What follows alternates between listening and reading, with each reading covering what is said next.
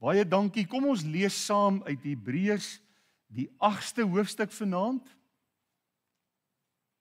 Hebreërs 8.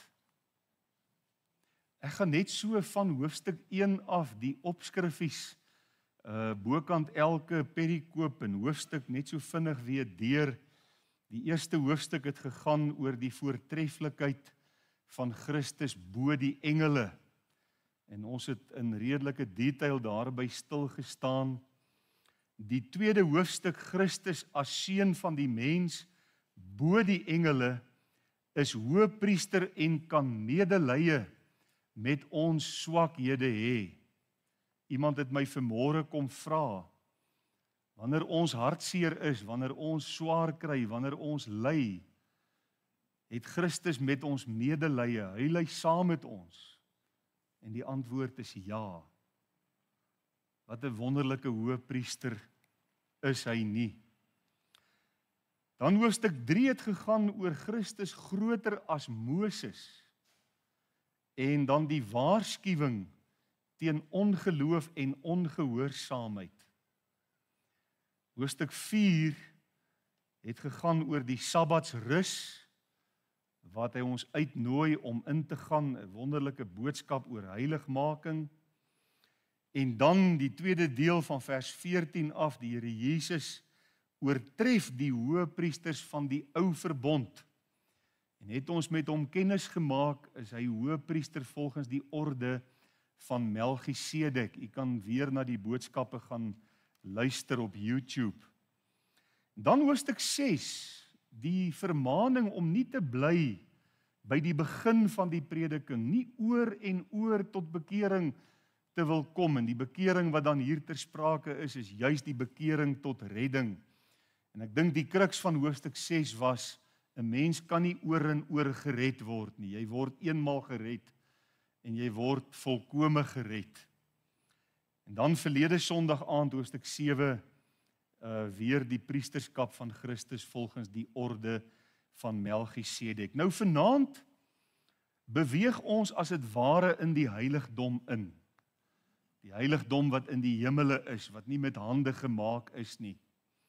En ons kyk na die nuwe verbond, ons kyk na die bediening van die Here Jesus, ons kyk na die offer wat hy gebring het, en het ek gesê hoofstuk 8, 9 en 10 is 'n crescendo, dis of 'n mens die volumeknop so 'n bietjie kom oopdraai en na klimaks toe beweeg, tot ons dan by hoofstuk 11 kom, wat die hoofstuk oor die geloofshelde is, en hoofstuk 12, wat ons vermaan om, terwyl ons so 'n wolk van getuies het, die geloofshelde van hoofstuk 11, dat ons die wedloop met volharding sal loop, die oog gefestig op Jesus, wat die leidsman en die volëinder van ons geloof is. Nou ja, ons het vanaand, en ons het volgende Sondag aand, en ons het die Sondag aand daarna, en dan gaan ek en Annetjie, as die Here ons spaar, so 'n bietjie vir ons kinders kuier. Gaan ons dit bietjie onderbreek, en as ons terugkom, as die Here ons spaar, gaan ons met hoofstuk 11 aan. So ons het nou 3 Sondae aande om hoofstuk 8, 9 en 10 te kan behandel, en ek is baie opgewonde daaroor. Hebreërs 8. Nou kyk hoe mooi vat hy nou alles saam. Hy sê die hoofsaak nou van wat ons gesê het.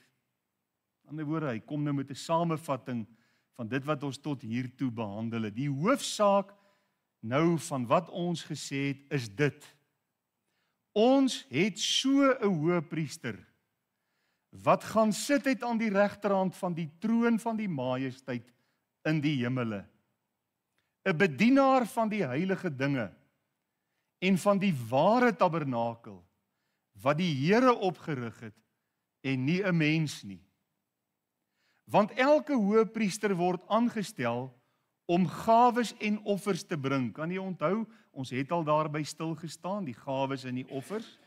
Gawes en offers te bring. Daarom moes hy ook iets hê om te offer. Want as hy op aarde was, sou hy selfs geen priester wees nie, omdat daar priesters is wat volgens die wet van Moses, die gawes offer. Hulle wat 'n afbeeldsel en skaduwee van die hemelse dinge bedien, soos Moses 'n goddelike bevel ontvang het toe hy die tabernakel sou voltooi, want hy het gesê met 'n hoofletter hy God, kyk dat jy alles maak volgens die voorbeeld wat jou op die berg getoon is. Maar nou het Christus 'n voortreffeliker bediening verkry, vir sover hy ook middelaar is van 'n beter verbond wat op beter beloftes wetlik gegrond is. Want as daardie eerste een onberispelik was, sou daar nie plek vir 'n tweede gesoek word nie. Want hy berispe hulle en sê, kyk daar spreek die Here, dat ek met die huis van Israel en die huis van Juda 'n nuwe verbond tot stand sal bring. Jeremia 31 vers 31. Nie volgens die verbond wat ek met hulle vaders gemaak het op die dag toe ek aan hulle aan die hand geneem het om hulle uit Egipte land uit te lei nie. Want hulle het nie gebly by my verbond nie. En ek het hulle verontagsaam, spreek die Here. Want dit is die verbond wat ek na die dae sal sluit met die huis van Israel, spreek die Here. Ek sal my wette in hulle verstand gee en dit op hulle hart skrywe. En ek sal vir hulle 'n God wees en hulle sal vir my 'n volk wees. En hulle sal nie meer elkeen sy naaste en elkeen sy broer leer en sê, ken die Here nie. Want almal sal my ken, klein en groot onder hulle. Ek sal barmhartig wees oor hulle ongeregtighede en aan hulle sondes en hulle oortredinge nooit meer dink nie. As hy sê 'n nuwe verbond, het hy die eerste oud gemaak. En wat oud geword het, wat oud word en verouder, is naby die verdwyning. Ons gaan net tot daar lees uit hierdie pragtige hoofstuk. Volgende Sondag aand hoofstuk 9 en dan die Sondag aand daarna hoofstuk 10. Daar in vers 6 staan hierdie woorde geskryf, maar nou het hy Christus 'n voortreffeliker bediening verkry. En is die tema vanaand die voortreffeliker bediening van Christus. Nou ja, ons Here Jesus is tot hier aan ons voorgehou. Ek wil amper sê as dit ware voor ons oë afgeskilder as die mees voortreffelike persoon denkbaar. En ons het ook in hierdie reeks al 'n paar keer in die aande die lied gesing, Jesus, groot bo almal, sterke verlosser, magtige Heer en Heiland. Hy is inderdaad meer voortreffelik as die engele, meer voortreffelik as die profete, meer voortreffelik as Moses, meer voortreffelik as Aaron, die eerste hoëpriester, meer voortreffelik as al die priesters saam. Hy is die wonderbare God wat mens geword het, onder ons kom woon het, met sy lewe betaal het om ons van ons sondes vry te koop en uiteindelik deur die hemele gegaan het en gaan sit het aan die regterhand van die Vader, waar hy nou as die ewige, groot, barmhartige, getroue hoëpriester vir ons bedien. En daarom hierdie woorde, nou het hy 'n voortreffeliker bediening verkry. Dis nou as die Ou Testamentiese priesters. Nou ja, hoofstuk 8 het begin met die woorde, die hoofsaak nou van wat ons gesê het, is dit. Met ander woorde, ons het hier 'n opsomming en eintlik ook 'n beklemtoning van alles wat belangrik is aangaande ons wonderbare Here Jesus. En as ons vanaand die voortreffelike bediening van die Here Jesus ondersoek, gaan ons dit doen aan die hand van 3 hoofgedagtes, elkeen met 'n paar ondergedagtes. En die eerste hoofgedagte waarby ons wil stil staan, is die voortreffelike heiligdom. Die voortreffelike heiligdom wat ons Here Jesus ons vanuit bedien. En kom ons kyk in die eerste plek, net soos vanmôre se boodskap, na die ligging van hierdie heiligdom. Die Levitiese priesters het 'n aardse heiligdom bedien. Die Here het daar op die berg Sinaï aan Moses verskyn en hy het vir hom baie duidelike instruksies gegee van presies hoe hy die tabernakel moes bou. Die tabernakel moes deeglik en sekuur volgens die plan van die Here gebou word. Ons lees in Eksodus 25 vers 9: Julle moet die tabernakel en al sy toerusting presies maak volgens die voorbeeld wat ek jou wys. Hulle kon nie maar hulle eie idee volg en hulle eie plan beraam. Hoe dink ons moet die tabernakel lyk?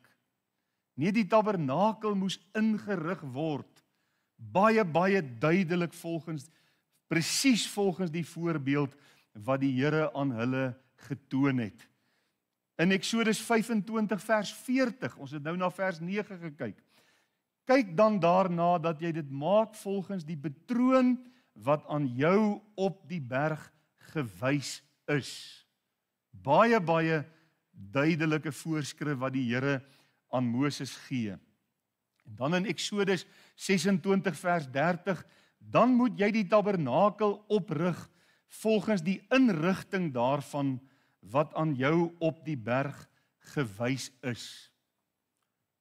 Ek dink ons moet een Saterdagoggend 'n koffieafspraak met mekaar maak, sommer die hele groep.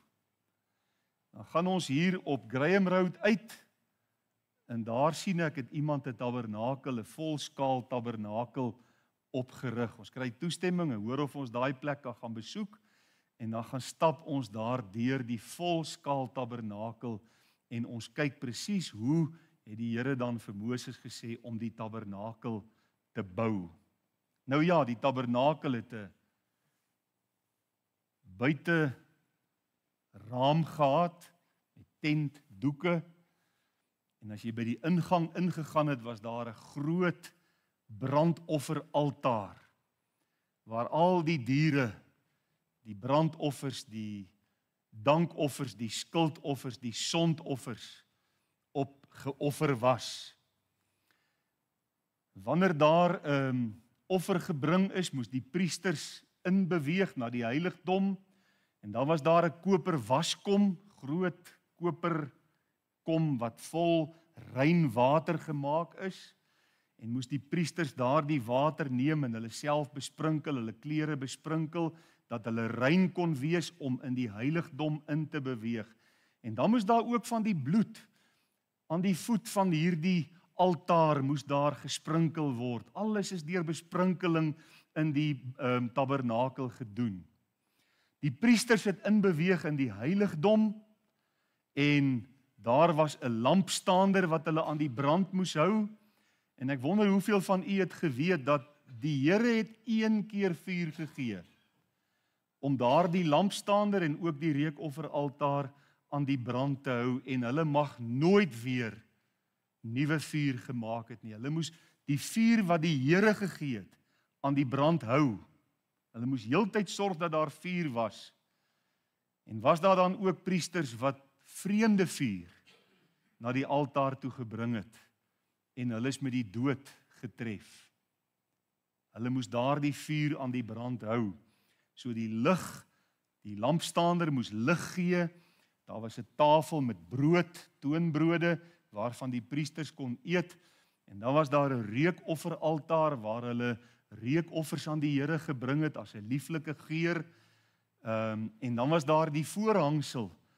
En dan kon hulle die hoëpriester eenmal 'n jaar deur die voorhangsel gaan op die groot versoendag om dan daar binne in die allerheiligste 'n offer te bring en versoening vir die volk te bewerkstellig. Die ganse tabernakel is in Christus vervul. Alles wat ek nou met u gedeel het. Die brandofferaltaar wys na Golgotha, waar hy die een groot finale offer gebring het. Die koper waskom wys op die reiniging van ons siele. Christus alleen kan ons harte besprinkel, en ons gaan by hoofstuk 9 en 10 gaan ons kyk na die gedagte van die besprinkeling van ons harte, die ondervinding van redding, wat uitgebeeld word as die besprinkeling van ons harte. Christus is die lig van die wêreld, die lampstaander in die heiligdom, en hy is ook die brood van die lewe. Dit sê hy in Johannes vir ons. En dan die reukofferaltaar, hy is 'n lieflike geur tot eer van die Here. En toe hy uitroep dit is volbring, het die voorhangsel van bo na onder middeldeur geskeur en is die weg na God, na die allerheiligste deur Christus vir ons geopen. En is hy nou ons groot hoëpriester wat in die hemelse tabernakel, waarvan die aardse tabernakel 'n afbeelding was, is hy nou besig om vir ons in te tree. Hoe wonderlik dat die aardse tabernakel was 'n skadubeeld. Dit was 'n heenwysing na Christus en sy hoëpriesterskap, en die hemelse tabernakel waar hy nou vir ons die hoëpriesterlike bediening behartig. Nou ja, die aanvanklike tabernakel was 'n tent. Dit moes elke keer op en afgeslaan word wanneer die volk sou verder trek. En dit moes alles presies in stand gehou word. En dan weet ons in die tyd van Salomo is die tabernakel vervang met 'n tempel, 'n permanente struktuur, maar presies dieselfde uiteengesit, ook 'n voorhof, ook 'n brandofferaltaar, ook 'n koperwaskom, ook 'n heiligdom, ook 'n voorhangsel en 'n allerheiligste. By die ballingskap, toe die Babiloniërs Juda kom wegvoer het in ballingskap, is die tempel verwoes, geheel en al verwoes. En ons weet aan die einde van die ballingskap is Nehemia teruggestuur om die mure in die stad te herbou, en Sagaria is teruggestuur om die tempel te gaan herbou. En was daar dan 'n tweede tempel. Salomo se die eerste, die na-ballingskap tempel, die tweede tempel, en toe die Romeinse ryk die beheer oorneem, het koning Herodes om die guns van die Jode te wen, geweldig baie geld in die tempel spandeer, en het hy die tempel verfraai en weer herstel tot 'n baie glorieryke gebou. En ons weet die disippels wou die Here Jesus mos beïndruk met hierdie tempel van Herodes. Kan jy onthou hoe hulle hom tempel toe gevat het en vir hom gesê het, ons wil hierdie tempel vir u wys. Kyk net hoe pragtig is dit. Kyk net hoe glorieryk en hoe wonderlik dit is. Mense wil amper sê, hy foei tog die arme disippels. Hulle het nie verstaan waar hy vandaan kom en wat hy in die hemel gesien het. En toe sê hy vir hulle, hierdie tempel gaan afgebreek word. En dan verwys hy in die eerste plek na sy liggaam, maar ook na die gebou. En verwysende na sy liggaam sê hy, maar dit sal in 3 dae weer opgebou word, en hulle het glad nie verstaan waarna hy verwys het, die opstanding uit die dood. So, wanneer die Hebreërskrywer in vers 1 vir ons sê, die hoofsaak nou van wat ons gesê het is dit, ons het so 'n hoëpriester, en hoor dan hierdie woorde, wat gaan sit het aan die regterhand van die troon van die majesteit in die hemele, dan sien ons iets van 'n voortreffelike ligging van die tabernakel waar Jesus nou die nuwe verbond aan ons bedien. Vandaar bedien hy ons. Geen mens kan hierdie hemelse heiligdom beskadig nie. Dit kan nie afgebreek word nie. Maar weet jy, u en ek kan ook eintlik nie die heerlikheid daarvan probeer visualiseer nie. Dit is ver buite ons vuurmaakplek. Die heerlikheid van hierdie heiligdom is so glorieryk, so heerlik, so wonderlik. En dan lees ons dat Jesus gaan sit het. Ons lees nooit van 'n Ou Testamentiese priester wat gaan sit het nie. Ons lees ook nie dat daar in die tabernakel of in die tempel selfs 'n stoel was waarop hulle kon gaan sit nie. Hulle was heeltyd besig in die tabernakel en in die tempel. Dit was 'n gewoel en 'n gewerskaf. So waarom sou die Here Jesus dan gaan sit het aan die regterhand van die majesteit in die hoogte? Omdat sy taak afgehandel is. Hy het mos gesê dit is volbring. Die prys is volkome betaal. Hy hoef nie meer offers te bring nie. Hy sit aan die regterhand van die majesteit. Hy gaan nooit weer 'n offer bring nie. En sy werk is afgehandel. Dis 'n, ek hou so van die ou Afrikaanse woord, 'n volbragte werk. Dit beteken dit is volbring. Dit is finaal afgehandel. Die aardse priesters se werk was nooit klaar nie. Ek kyk 'n tyd gelede na 'n dokumentêre program oor die Britse koningshuis. Eintlik het hierdie dokumentêr spesifiek gegaan oor die kroningsgeleentheid van koningin Elisabeth, lank gelede. Kan nie die datum onthou nie. Maar as 'n mens kyk na die klere wat sy aan het, en die troon waarop sy sit, en die kroon daar op haar hoof, en dan is daar een van die diamante wat hier uit Cullinan se diamantmyn uitgehaal is op daai kroon iewers, daai verskriklike besonderse diamant, en net daai kroon wat sy op haar hoof het, alleen kan baie moeilik 'n randwaarde aangegee word. So, as 'n mens nou so na koningin Elisabeth kyk in die kroningsgeleentheid en jy sien die septer in haar hand en jy sien die kroon op haar hoof en jy sien die kleed wat sy aan het, die koninklike kleed, dan sou ons menslik gesproke sê, dis darem maar 'n swierige geleentheid, nê? Dis nou soos die Engelse sê grand. Dit wat die koningin daardeur gemaak het en nou baie jare later haar seun Charles wat nou in haar plek koning geword. As jy net kyk na die koets waarmee hulle daar in Engeland rondry, die koningshuis, dan sê 'n mens dis 'n spoggerige besigheid. Kyk na al die soldate met hulle pragtige klere drag. Die Engelse weet hoe om iets mooi te maak, nê? Geleentheid op te kikker dat dit 'n pragtige geleentheid is. Maar weet jy wat, as ons nou beelde van die hemelse tabernakel en die groot hoëpriester Christus wat daar gaan sit het aan die majesteit van God, aan sy regterhand, as ons nou beelde daarvan hier kon inbring, dan sou dit gelyk het of hulle in die modder gespeel het.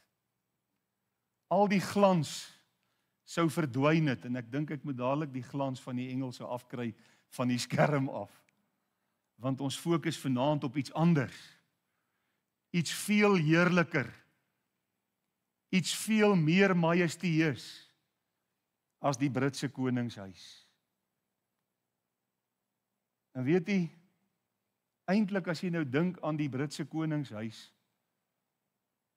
ek weet nie of u saam met my sal stem nie, maar dit voel vir my soos 'n geweldige groot klug. Veral in die moderne tyd, want sy kon nie eens 'n besluit neem om Engeland 'n sentimeter die kant toe of daai kant toe te verander nie. Alles is net seremonieel, dit gaan net oor die swier en die wat ook al daarmee gepaard gaan. Maar ons koning, ons groot hoëpriester, het voor sy hemelvaart hierdie woorde gesê: aan my is gegee alle mag in die hemel en op die aarde. Dit is anders as die Britse koningshuis. Alle mag behoort aan hom. In Daniël 7 vers 13 en 14 lees ons van hierdie hemelse heiligdom. Ek het gesien in die naggesigte en kyk met die wolke van die hemel het een gekom soos die seun van 'n mens. Hy het gekom tot by 'n oue van dae, dis God die Vader. Hulle het hom nader gebring en aan hom is gegee heerskappy en eer en koningskap. En al die volke en nasies en tale het hom vereer. Kan nie hoor, dit staan in die verlede tyd, maar dit lê nog in die toekoms. Hoekom word profeseë in die verlede tyd geskryf? Omdat dit so seker is dat dit so gaan wees, dat dit eintlik maar in die verlede tyd geskryf kan word. Dis hoe seker dit is. Dis hoe vas dit is. Sy heerskappy is 'n ewige heerskappy wat nie sal vergaan nie, en sy koninkryk een wat nie vernietig sal word nie. Dit sê daarom iets oor die ligging van die hemelse heiligdom waaruit ons Here Jesus ons vanaand bedien, nê. Ons het ook 'n voortreffelike priester, vers 2. 'n bedienaar van die heilige dinge en van die ware tabernakel wat die Here opgerig het, en nie 'n mens nie. As die tempel van Herodes so asemrowend was dat die disippels by Jesus wou spog daaroor, hoe lyk die hemelse heiligdom nie? En jy weet, vanaand is mense se beskouing van die Here Jesus meeste van die tyd baie onakkuraat. Mense maak hulle eie idees oor Jesus op. Mense sien hom as hierdie sagmoedige, nederige persoon met die mantel en die sandale en die hoofbedekking wat hy op het. En jy weet, as ek sien hoe mense die Here Jesus wil volg met lou warm harte, nie werklik toegewyd aan hom, nie werklik oorgegee aan hom nie, dan kom ek tot een gevolgtrekking en dit is, iemand wat lou warm is, het geen benul van wie die Here Jesus is nie. Hoe hy daar uitsien, hoe met heerlikheid hy bekleed is nie.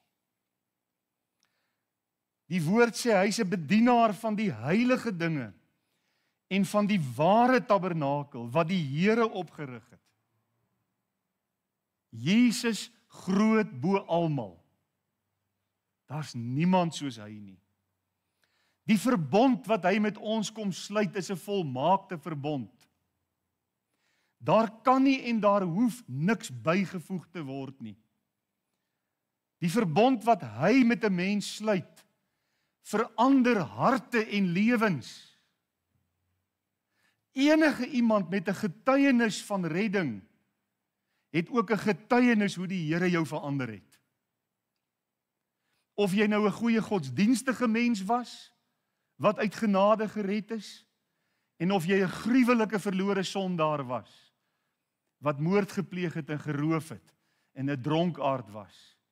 Enige iemand met 'n getuienis dat die Here jou uit genade gered het, het ook 'n getuienis van hoe hierdie Here Jesus jou verander het, jou nuut gemaak het. Met ander woorde, dis 'n ware lewensveranderende verbond wat Jesus met jou kom sluit, gebaseer op die volkome werk wat hy aan die kruis gedoen het. En dit bring ons by die tweede gedagte, die voortreffelike offer wat Jesus gebring het.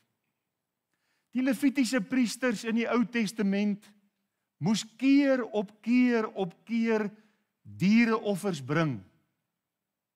Vers 4 sê, Want as hy op aarde was, sou hy selfs geen priester wees nie, omdat daar priesters is, wat volgens die wet die gawes offer. Oor en oor moes die aardse priesters hierdie diere offer, en elke keer moes die persoon vir wie daar geoffer word, maar weer sy hand op die kop van die offerdier kom lê, as 'n vereenselwiging, dis eintlik ek wat moet sterf. Maar nou sterf hierdie dier in my plek. En dis 'n heenwysing na Golgotha. Daardie een volmaakte offer wat Jesus sou bring. Ja, die wet het voorskrifte daar gestel vir die offers. Dit moes volmaakte offerdiere wees. Dit kon nie gebrekkige diere wees, en siek diere, en tweedehandse diere nie. Maar dit moes oor en oor gebring word, want die offers in die Ou Testament kon nie volmaak red nie. Kon nie volmaak verlos nie. En ek dink ons het hierdie gedagte eintlik al in ons reeks tot hier goed oordink. Ek noem dit net weer, dat ons dit net weer 'n bietjie vasmaak. Christus het homself geoffer. Vers 3. Want elke hoëpriester word aangestel om gawes en offers te bring, daarom moes hy ook iets hê om te offer. En dit was sy eie liggaam. Weet jy, dis aangrypend as ons in Getsemane inbeweeg in die 4 evangelies en ons sien die Here Jesus wat sweet en sy sweet word bloed en hy pleit by die Vader dat daar 'n bepaalde beker by hom moet verbygaan. Watter beker is dit? Dis daardie beker met ons almal se sonde in, wat hy moes ledig. Waarvan 2 Korintiërs 5 vers, ek dink is 27 sê, God het hom wat geen sonde geken het nie, sonde vir ons gemaak. Die sondelose lam van God moes sonde gemaak word. Hy moes daardie sondebeker ledig. Vir hom was dit so 'n verskriklike gedagte dat hy die wêreld se sonde op hom moes neem, dat hy eintlik bid, Vader, as dit moontlik is, laat hierdie beker by my verbygaan. Nogtans nie my wil nie, maar u wil geskied. En toe Jesus aan die kruis hang, toe drink hy die beker met my sondes daarin. En met jou sondes daarin. Sodat jy volmaakte en ek volmaakte verlossing van hom kan ontvang. Die offer wat Jesus gebring het, was in elke opsig 100% volmaak. En ek gaan nie vanaand te lank hierby stil staan nie, want in Hebreërs 9 gaan ons by die offer meer in detail stil staan. Maar weet jy, dat die offer wat Jesus besig was om aan die kruis te bring, was genoegsaam, dat hy vir die rower langs hom kon sê, vandag sal jy saam met my in die paradys wees. Dit was genoegsaam, dat elke sondaar deur die eeue, wat hom of haar tot die Here bekeer het, verlossing van sondes kon ontvang, vryspraak, regverdigmaking, wedergeboorte. Dit was genoegsaam, dat 'n jong standaard 6 seun in 1976 by 'n CSV kamp in Winkelspruit kon ervaar hoe die Here my sondes wegwas en van my 'n nuwe skepsel maak. Hierdie offer wat Jesus gebring het.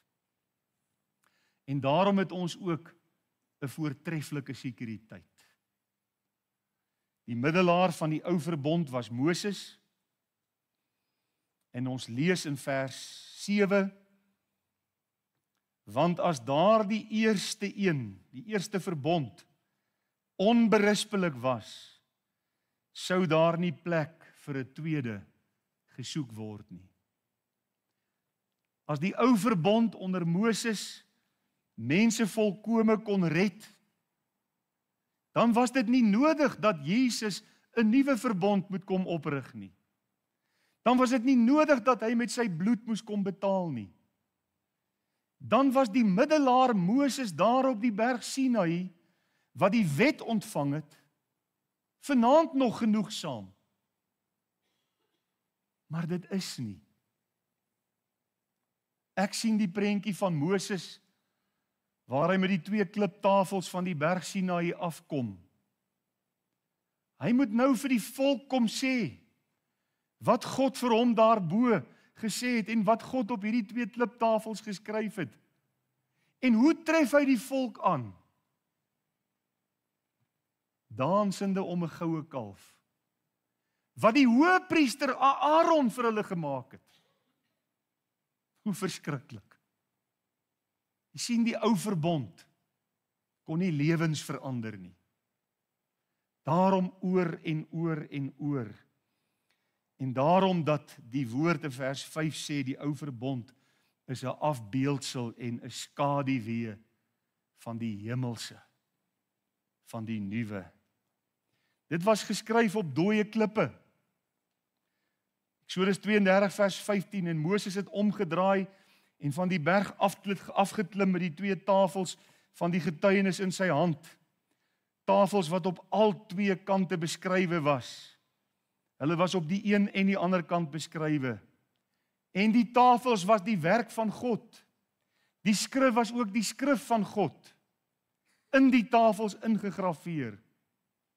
En toe Joshua die stem van die volk hoor, hoe hulle juig, sê hy aan Moses, daar's 'n oorlogsgeraas in die laar. Maar hy antwoord, dit is nie die geluid van die wat sing na oorwinning nie. Dis ook nie die geluid van die wat sing van neerlaag nie. Ek hoor die geluid van beurtsang. En toe hy naby die laar kom, en die kalf en die koordanse sien, het die toren van Moses ontvlam, en hy die tafels uit sy hande gegooi, en hulle onder aan die berg verbrysel. Die ou verbond, op kliptafels.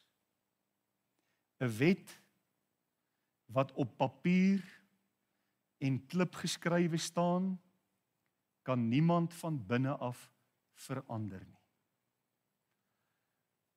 Ons kan daar by die deur van die kerk, kan ons 'n hele rits moets en moenies gaan neerskrywe. Presies hoe ons teenoor mekaar moet optree. Presies wat ons elke dag moet doen. Presies hoe ons die Here moet behaag. Elke moet en moenie waaraan ons kan dink, kan ons daar gaan opplak. En ons kan vir mekaar sê, broeders en susters, kom ons lees dit. Kom ons bestudeer dit, kom ons maak dit ons eie, ons bære dit in ons gemoedere, in ons verstand. Ons leer dit uit ons koppe uit, of liewer in ons koppe in. Weet jy wat? Nie een van ons sal dit kan uitleef nie. Dis werke godsdiens. Dis wettiese godsdiens. Dis nie godsdiens wat die hart verander nie. Daarom het Christus gekom, en is hy die middelaar van 'n nuwe verbond. En hy het sy verbond kom bevestig deur sy kruisdood. Daarom staan daar in vers 6, maar nou het hy 'n voortreffeliker bediening verkry, voor sover hy ook middelaar is van 'n beter verbond, wat op beter beloftes wetlik gegrond is. En dan hierdie woorde in vers 8b, kyk daar spreek die Here, dat ek met die huis van Israel en ook met ons as heidense volkere 'n nuwe verbond tot stand sal bring. Nie volgens die verbond wat ek met hulle vaders gemaak het, op die dag toe ek hulle aan die hand geneem het, om hulle uit Egipte land uitgelei nie. Want hulle het nie gebly by my verbond nie, en ek het hulle verontagsaam, spreek die Here. Hoekom kon hulle nie bly by die verbond nie? Omdat hulle harte nie verander was nie. Omdat hulle kliptafels gehad het. George Mueller, die wonderlike ou sendeling wat kinderhuise gebou het, alles in die geloof, het as 'n jong seun die pad totaal en al buister geraak. Hy het sy pa se geld gesteel. Toe gaan hy universiteit toe steel hy sy vriende se geld. Toe land hy uiteindelik in die gevangenis. En na die Here sy siel gered het, skryf George Mueller, at the age of 16, George Mueller of Bristol, England, was imprisoned for theft. And later at the university, he lived a drinking, profligate life, acting dishonestly, even toward his friends. At 20 years of age, he came under the influence of the Bible, and the miracle of regeneration was wrought. He who had been a thief was now so utterly a new creature that in the course of the years he gave away of the money sent to him for his personal use no less than a sum of $135,000. And when he died, his personal possessions were valued at less than $1,000. 'n man so in sy totaliteit deur die Here Jesus nuut gemaak en verander. En dis waaroor die nuwe verbond gaan. Ons het nie nodig om daar 'n stel reëls en regulasies op die deur te gaan skryf nie. Ons het net nodig om 'n lewende ontmoeting met Jesus te hê. Dan verander hy jou hart en hy kom skryf sy wet op die tafels van jou hart, sê hierdie gedeelte vir ons. Vers 10, want dit is die verbond wat ek na die dae sal sluit met die huis van Israel, spreek die Here.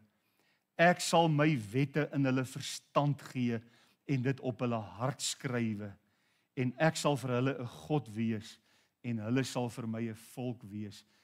En weet jy wat? Weet jy wat? Dis die enigste rede waarom ons die Here ons God kan lief hê met ons hele hart en met ons hele siel en met ons hele verstand. En dis die enigste rede waarom ek my naaste kan lief hê soos myself. As dit daar buite op die deur gestaan het, onmoontlik, onuitvoerbaar. Maar omdat Jesus dit in ons harte kom doen, is dit moontlik en is dit uitvoerbaar. En daarom het ons vrug tot heiligmaking by redding ontvang. En kan ons groei en kan ons toeneem, want ons het 'n wonderlike verlosser. 'n Verlosser wat die moeite werd is om te volg. Vers 11 sê, sal nie meer vir ons elkeen vir sy naaste en vir sy broer leer en sê, ken die Here nie.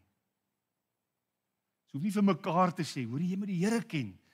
Jy moet doen wat die Here behaag. Jy moet lewe soos die Here wil hê. Jy moet die Here jou God lief hê met jou hele hart en jy moet jou naaste lief hê soos jouself nie.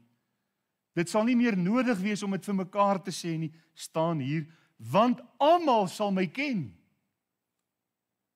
Klein en groot. Elkeen wat die Here Jesus in die hande gekry het. Ek sal barmhartig wees oor hulle ongeregtighede en aan hulle sondes en hulle oortredinge nooit meer dink nie. So ver soos die ooste verwyder is van die weste, so ver het hy ons oortredinge van ons verwyder die dag toe hy ons vergewe het. En ek het al vir hierdie gehoor gesê, hoekom gebruik die Here oos en wes en nie noord en suid nie? Want as jy begin oos loop, vat nou maar 'n aardbol, gaan jy nooit by die weste uitkom nie. As jy begin wesloop, gaan jy nooit by die ooste uitkom nie. As jy noord loop, gaan jy by 'n pool uitkom, en as jy suid loop, gaan jy by 'n pool uitkom. Dank die Here, hy het nie ons oortredinge so ver verwyder soos die noorde van die suide nie, maar soos die ooste van die weste.